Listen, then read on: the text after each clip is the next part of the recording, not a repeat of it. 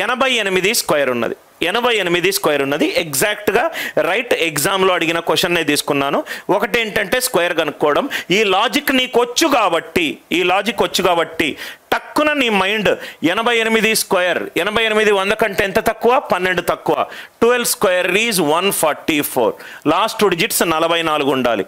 లేదు exact questions with answer options తోటి ఎగ్జాక్ట్గా పెట్టాను. అంటే ఒక లాజిక్ తెలియడం వల్ల మన యొక్క way of looking at problem ఈజీగా సాల్వ్ అవుతుంది. 88 స్క్వేర్ సార్ ఏమన్నాడు? 88 స్క్వేర్ 100 కంటే 12 తక్కువ ఉంది. లాస్ట్ రెండు డిజిట్స్ నాకు ఎంత ఉండాలి? 44 ఉండాలి. 7744. ఇంకా మీకు చాలా డౌట్స్ రావచ్చు. సార్ అదే సపోజ్ ఇక్కడ 8644 ఉంటే ఎట్లా సార్? 8644 ఉంటే ఎట్లా? మీకు ఇది కూడా డౌట్ రావచ్చు. కొందరు స్మార్ట్ స్టూడెంట్స్ సార్ ఇది మీరు చెప్పలేదు సార్ అని అంటారు. ఇదే కాదు, దానికి సంబంధించిన మొత్తం చరిత్ర చెప్తాను. 86 44. ఇక్కడ చూడండి సార్, 90 స్క్వేర్ ఈజ్ 8100. ఈ 90 స్క్వేరే 8100. ఇది ఎందుకు అవుతుంది? Are you all with me? Just ఈ లాజిక్ తెలిస్తే, మనకు అన్నీ తెలియాలి sir.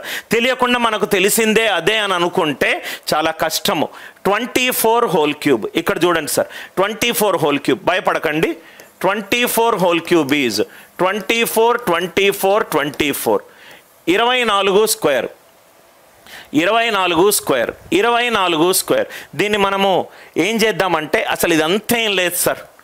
24 power odd number, 24 power odd number ఎక్కడున్నా లాస్ట్ 2 డిజిట్లు 24 వస్తుంది. 24 వస్తుంది. నేను పెయిడ్ క్లాస్లో ఇది ఎక్స్ప్లెయిన్ చేస్తాను. 24 పవర్ ఈవెన్ నంబర్ ఎక్కడొచ్చినా 76 వస్తుంది. 76 power any natural number last 2 డిజిట్లు 76 వస్తాయి. ఇది ఎందుకో లాస్ట్ 2 డిజిట్స్లో నేను ఎక్స్ప్లెయిన్ చేస్తాను. 24 అనేది 24 అనేది magic number sir. Right? 24 power odd number ఎక్కడ వేసుకున్నా లాస్ట్ 2 డిజిట్లు నాకు రైట్ 24 వస్తుంది. 24 పవర్ ఈవెన్ నంబర్ వేసుకున్నా రైట్ నాకు 76 వస్తుంది.